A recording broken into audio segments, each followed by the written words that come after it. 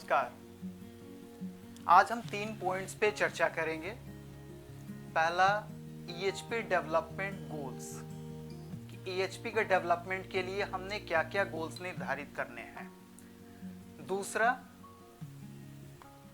Emerging career opportunity in electro homoeopathy, कि इस electro homeopathy में हमारे कैरियर के क्या क्या अवसर हैं, उस पर करेंगे। और तीसरा, चैलेंजेस बिफोर इलेक्ट्रो होम्योपैथी, कि इलेक्ट्रो होम्योपैथी में हमारे लिए क्या क्या चैलेंजेस हैं, उस पर भी करेंगे। ईएचपी डेवलपमेंट गोल्स, इसके डेवलपमेंट को जैसे ही डेवलपमेंट बातें दिमाग में आती है तो सबसे पहला आता है कि एक्चुअली एक तो साइंस का डेवलपमेंट होता है और दूसरा कि सरकार की नज़र में हम क्या क्या डेवलपमेंट चाहते हैं, सरकार हमसे क्या चाहती है। जैसे ही हम रिकॉग्निशन के लिए जाते हैं तो सरकार हमसे क्या चाहती है कि किस तरह के डेवलपमेंट वो देखे, तो उस पर भी हमें ध्यान देने हैं, फोकस करना है। तो सबसे पहले तो हम साइंस के डेवलपमेंट पे चर्चा कर लें कि साइंस की भी डेवलपमेंट ज़रूरी है। मैटी साहब ने एक कॉन्सेप्ट दे दिया हमें कि इलेक्ट्रोहोम्योपैथी का ये कॉन्सेप्ट है। अगर उस कॉन्सेप्ट पे हम काम कर रहे हैं और वहीं पे खड़े हैं बिल्कुल, देन डेवलपमेंट हमने कुछ नहीं किया है।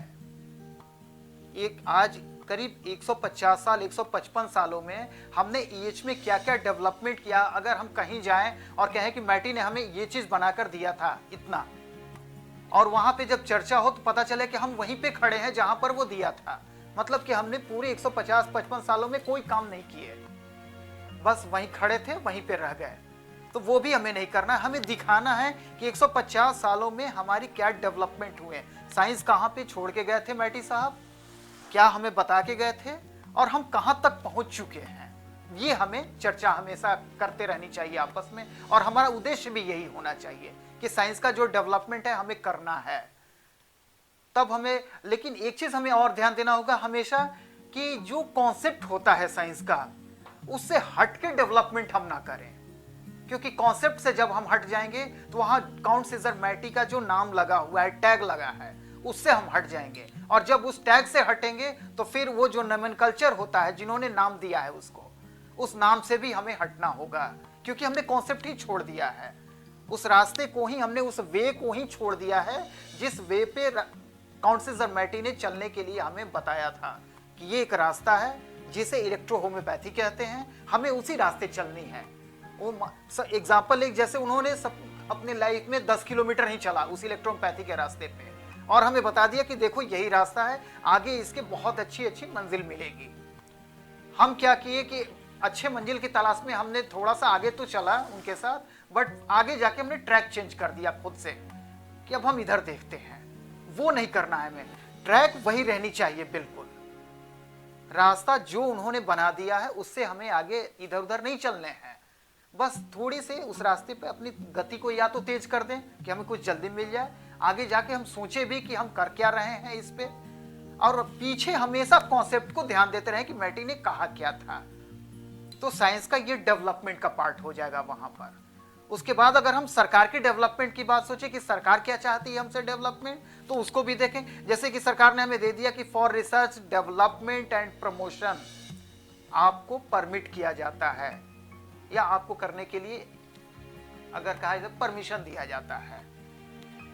तो हम देखेंगे कि for research development and promotion, research का तो पार्ट हमारा इलेक्ट्रोहोम्योपैथिक से हो गया कि चलो हम साइंस पे काम शुरू कर रहे हैं, रियल इलेक्ट्रोहोम्योपैथी पे, खुद से नहीं, अलग बनाए हुए रास्ते पे कभी नहीं। मैं बार बार कहूंगा इसे कि अलग बनाए हुए रास्ते पे हमें नहीं चलना है, ना हमारे रास्ते पे चलना है, ना किसी और के रास्ते पे चलना है, हमें मैटी के रास्ते पे चलना है। सिर्फ काउंट सीजर मैटी ने जो रास्ता बनाया है हमें उस रास्ते पे चलना है। For research development, development overall होता है फिर कि डेवलपमेंट में आप किस किस पार्ट को ले रहे हैं। हमारा एजुकेशनल डेवलपमेंट भी होता है कि कैसे कैसे हमें इंस्टीट्यूशन में या हमें क्या क्या डेवलपमेंट करने हैं। इंस्टीट्यूशन का हमारा जो सिलेबस होता है कॉलेज का, वो कैसा होना चाहिए।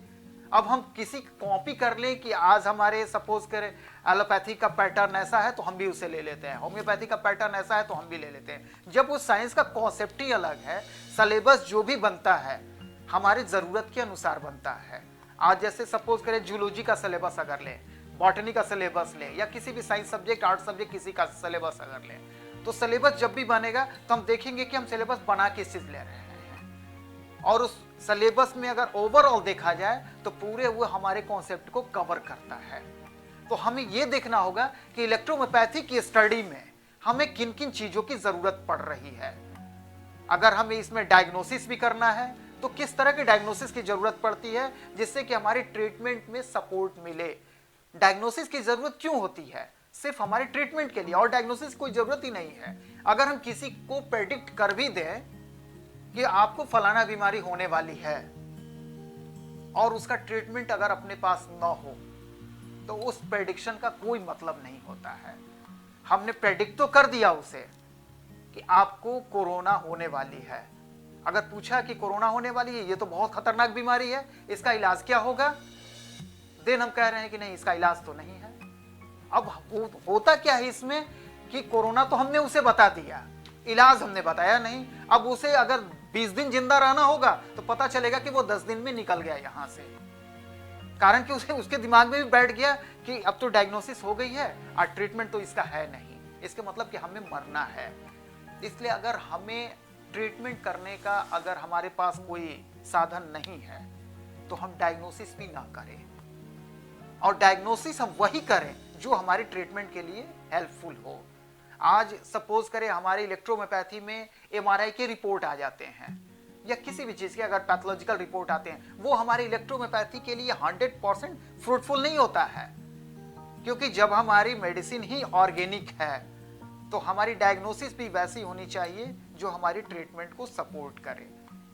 इसलिए इसको हमें देखना होगा कि इसमें कौन सी डायग्नोसिस होनी चाहिए। तो जो इसका सिलेबस बने उस सिलेबस को पूरे तरह से स्टडी होनी चाहिए। एक एक्सपर्ट कमेटी बन जाए अपने इलेक्ट्रोहोम्योपैथी के लिए, इलेक्ट्रोहोम्योपैथी में जो इलेक्ट्रोहोम्योपैथी की स्टडी कर रहे हों या जान रहे हों। हालांकि सिन्हा इलेक्ट्रो अनुसंधान केंद्र बहुत बखूबी इस पे काम कर रही है इसके सिलेबस पे, और बहुत जल्दी वो सिलेबस सामने आ जाएगा, लोगों के बीच में भी आएगा और सरकार के पास भी चला जाएगा, क्योंकि सरकार ने भी कुछ कहा है कि इसके सिलेबस पे काम किया जाए। और सिलेबस जब वहां गया तो उसके सिलेबस की एक एक पॉइंट पे हम बता सके कि नहीं, मैंने ये सिलेबस में ये सब्जेक्ट लिया है तो क्यों लिया है, हमारी इलेक्ट्रोहोम्योपैथी में इसका रोल क्या है इस सब्जेक्ट का।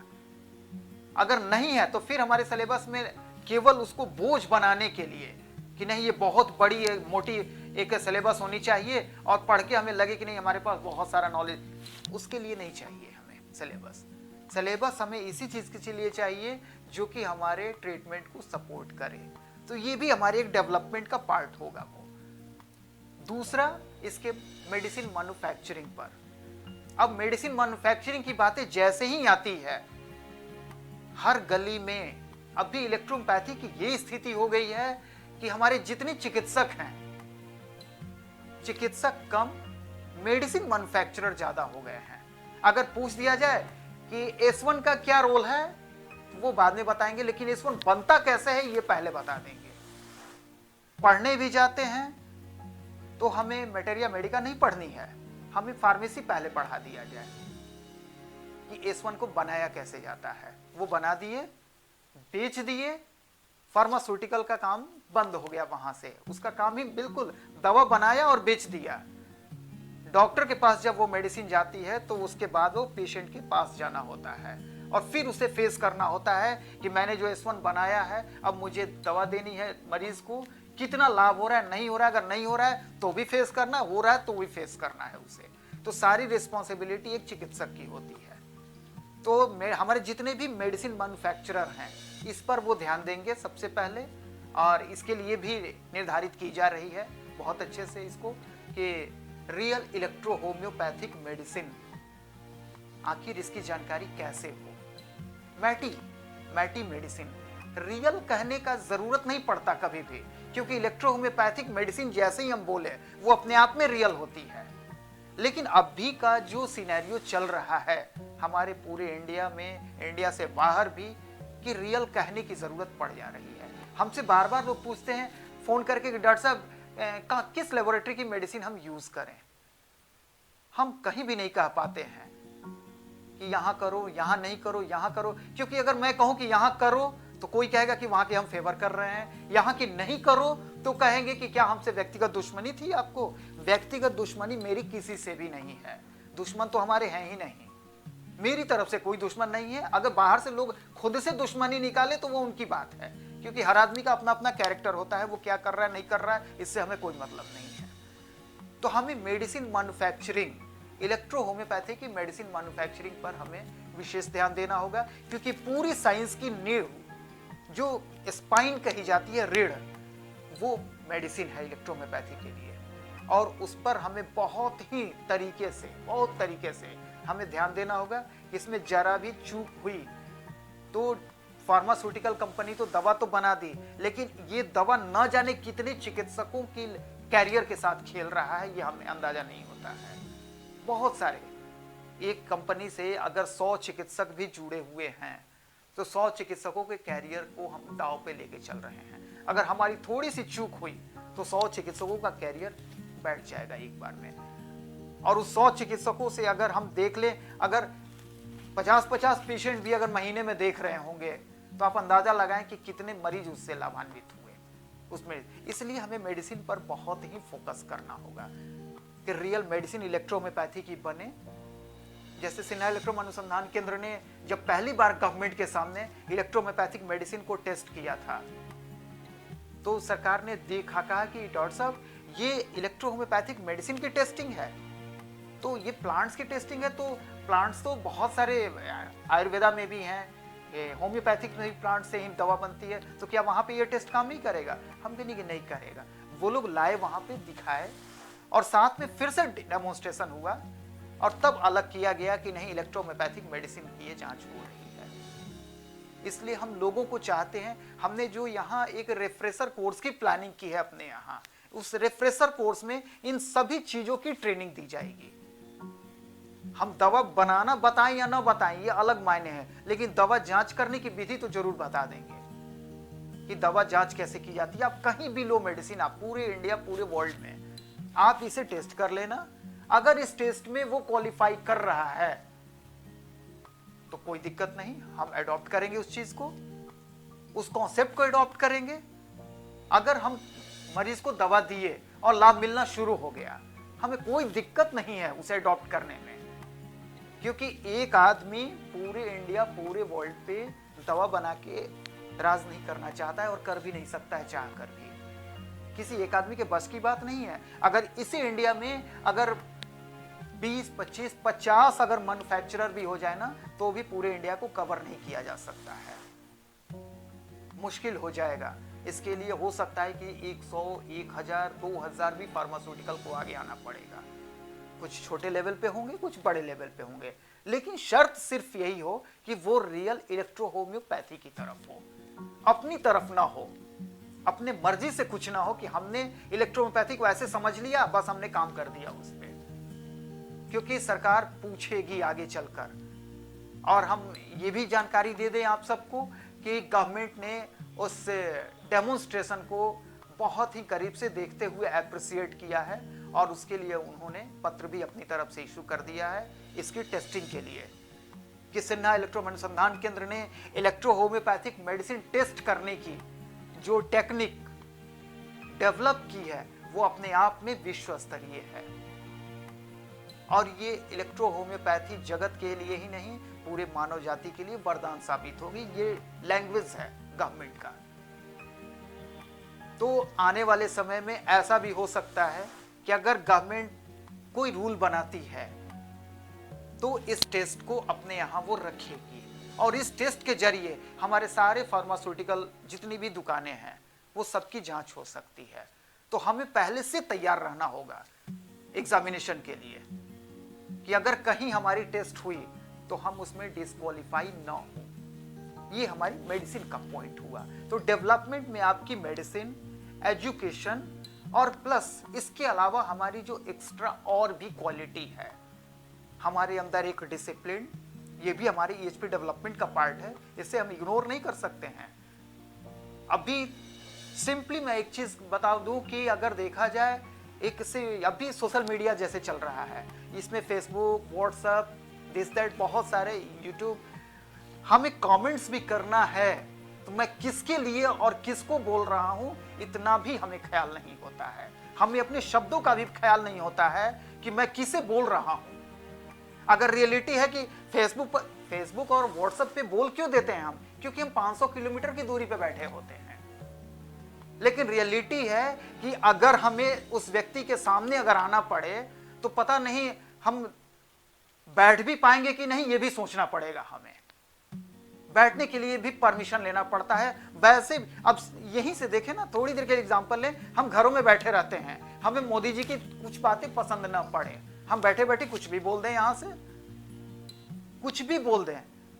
अभी थोड़ी देर के लिए, अभी कुछ दिन पहले मैंने एक व्हाट्सएप पे फोटो देखा तो लोगों ने कहा कि अरे यहां जब से ट्रंप आए तब से यहां कोरोना फैल गया। बोल दिए, क्योंकि यहां हजारों किलोमीटर दूर बैठे हैं ना यहां से। लेकिन अगर ट्रंप जैसे ही यहां आते हैं ना, उनकी एक झलक पाने के लिए भी परेशान होता है वही बंदा जो कि बोला था। फोटो और नजदीक जाना तो दूर की बात है, एक झलक पाने के लिए कि 100 मीटर 500 मीटर की दूरी पर से भी अगर एक झलक मिल जाए हमारे ट्रंप जी की, तो हम भाग्यशाली हो जाएंगे। एक तस्वीर अगर मिल जाती ना साथ में तो फिर तो मजा आ जाता, हम कैश करा लेते इसको। तो इस बातों को भी हमें बहुत ही ख्याल रखना होगा कि हम इस सोशल मीडिया पर किसके लिए कमेंट कर रहे हैं और क्या कर रहे हैं और कैसे शब्दों का चयन कर रहे हैं, हमारी क्या बिसात है, हमें यह हमेशा जानना होगा। अगर हम ये भूल गए तो फिर हम इंसान कहीं के नहीं रह जाते हैं। ऐसा ना हो कि हमने आज तो कुछ बोल दिया, अगर कल कहीं उसे फेस टू फेस सामना करना पड़ा तो वो फिर शर्मिंदगी के मारे वो सामने आ ही नहीं रहा है। ऐसा ना हो कभी भी। इसलिए हम हमेशा अपने शब्दों का भी चयन, अपने व्हाट्सएप ग्रुप और जहां भी हो, अगर हमें कोई बातें अगर नहीं समझ में आ रही है तो बिल्कुल विनम्रता पूर्वक पूछने की जरूरत होती है। कमेंट्स करने लायक हम हैं कि नहीं, पहले हमें यह भी ध्यान देना होगा। हमारी नॉलेज का लेवल क्या है यह भी हमें ध्यान देना होगा, और सामने वाले का नॉलेज का लेवल क्या है यह भी हमें ध्यान देना होगा। कौन है, आखिर स्टेटमेंट कौन दे रहा है। यहां सपोज करें आके अगर हमारे कलाम साहब कुछ साइंस पे बात करें और मैं उन पे कमेंट कर रहा हूं, तो ये हमारी सबसे बड़ी बेवकूफी होगी, क्योंकि वहां पर हमें उनसे सीखने की जरूरत थी, कमेंट करने की जरूरत नहीं थी। तो ये हमारे सारे, क्योंकि एक हमारी जो कहा जाता है ना पर्सनालिटी डेवलपमेंट, ये हमारी टोटल एक पार्ट होती है। एक मेडिकल प्रोफेशन में अगर एक डॉक्टर है, उस डॉक्टर में अगर ये सारी क्वालिटी नहीं है, तो मैंने कल आपको एक कुछ पॉइंट्स पे चर्चा किया था सर, वो सारी बातें कि डॉक्टर्स पेशेंट रिलेशनशिप, काउंसलिंग, ये सारी चीजें मायने रखती। आखिर हम एक अच्छे काउंसलर कब बनेंगे, हमारे अंदर ये सारी मेरिट होनी चाहिए, तब जाके हमें काउंसलिंग की कला आती है।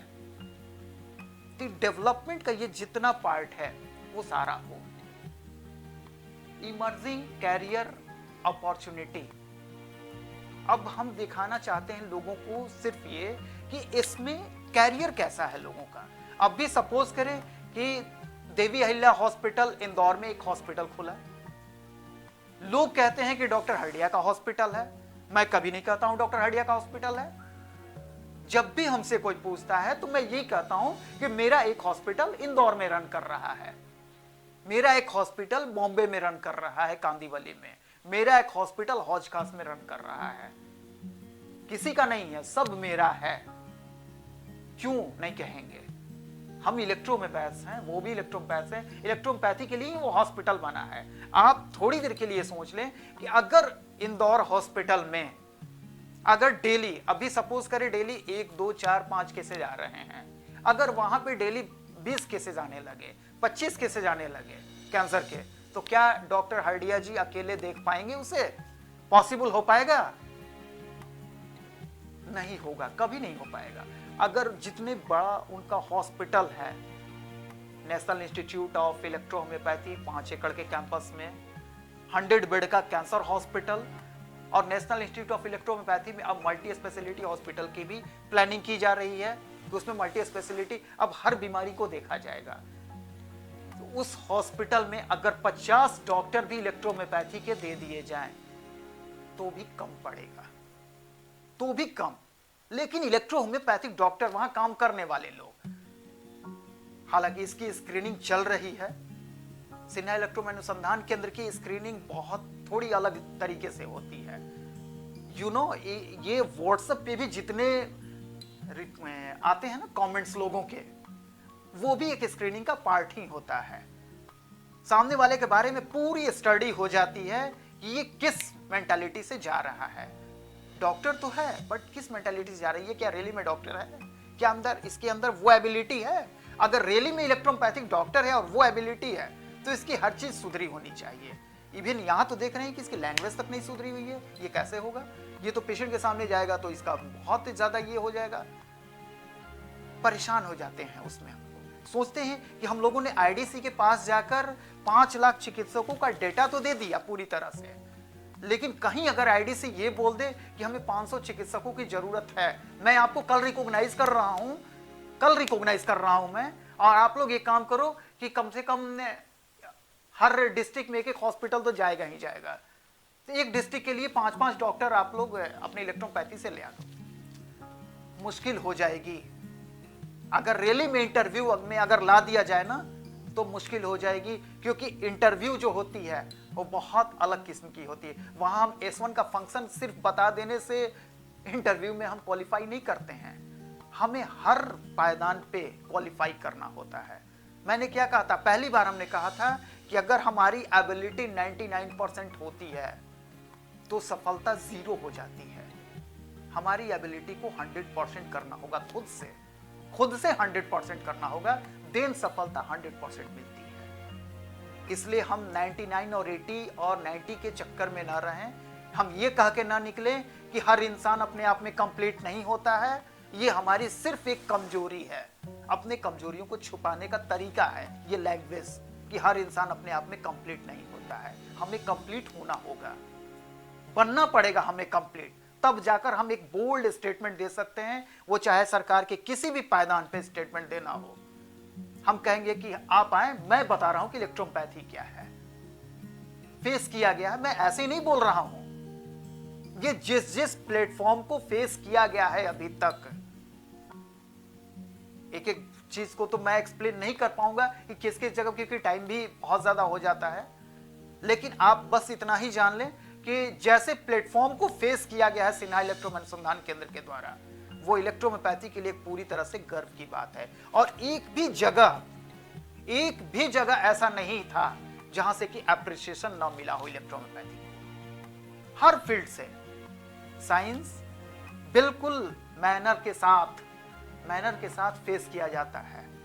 इतना भी ख्याल रखा जाता है कि जहां मैं बोल रहा हूं साइंस पर, मैं बिल्कुल खड़े होकर बोलूंगा, कोई दिक्कत नहीं है, बट जहां भी थोड़ी सी भी मैनर की बात आएगी वहां पर आउट ऑफ मैनर तो हमें जाना ही नहीं है। हमने वर्ल्ड के इकलौते डॉक्टर से भी तो मीटिंग की है ना, डॉक्टर सेन पाठक से, और वहां से एप्रिसिएशन, उन्होंने एक एक चीज देखा है।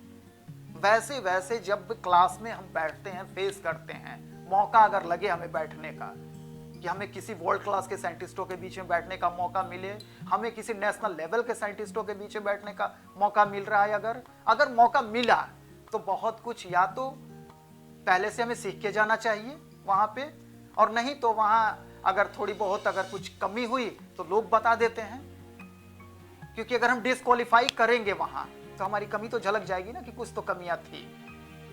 तो इसको भी हमें ध्यान रखिए, हमारी डेवलपमेंट का ये भी एक बहुत बड़ा पार्ट है।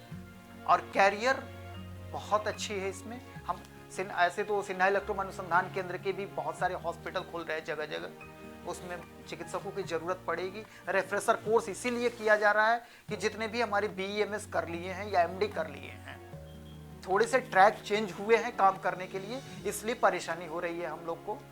हम सही ट्रैक पे आ जाए कि इलेक्ट्रोपैथी के रियल ट्रैक क्या है, हम अपनी मर्जी से नहीं, वो जो काउंसिल मैटिंग ने ट्रैक बनाया था ना, उस ट्रैक पे आके हम काम करें। देन हम बोल्डली जाके गवर्नमेंट को कहेंगे कि नहीं, इलेक्ट्रोपैथी ये है वहां पे, और ये हमारे लिए बहुत ही फ्रूटफुल होगा।